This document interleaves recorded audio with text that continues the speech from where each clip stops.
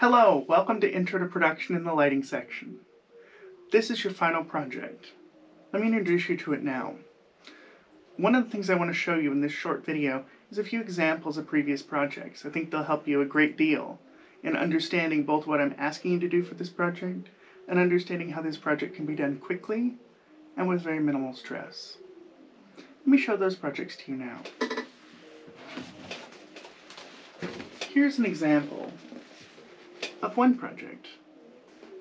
As you can see, we have the original painting and the duplication.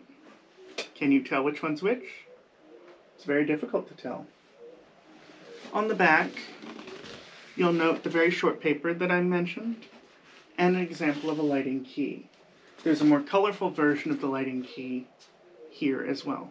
We'll go over this in class on Tuesday.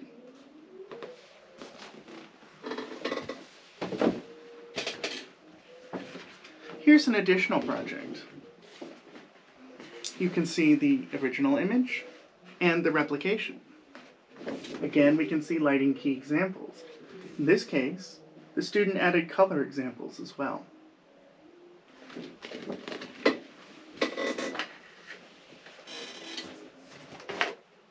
Here's another example of a different project. Again, we have the original example. We have the new photograph, and we have the lighting key example.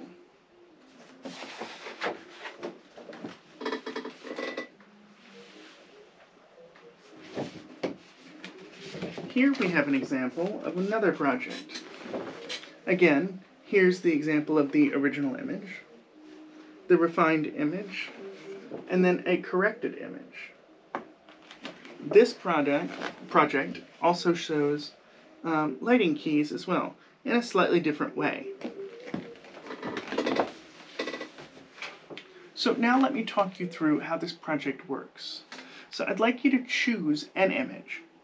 Any image you wish. It needs to be a painting, right? We don't want photographic art, and we don't want necessarily drawings.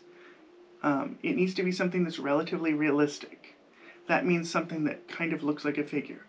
In other words, we don't want one of the later Picassos where somebody has like 3 or 4 heads, right? Because that's not something that exists within you or someone you can cast.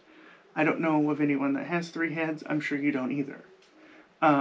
What we want to do is then take any kind of lighting source and duplicate that image. It could be in the Hal Herman lab that we have class in. It could be in your dorm room. And it can be done relatively simply. Think about this. If you have an image with one light source, you can see my desk lamp here. All of a sudden, I have light coming from this direction, right?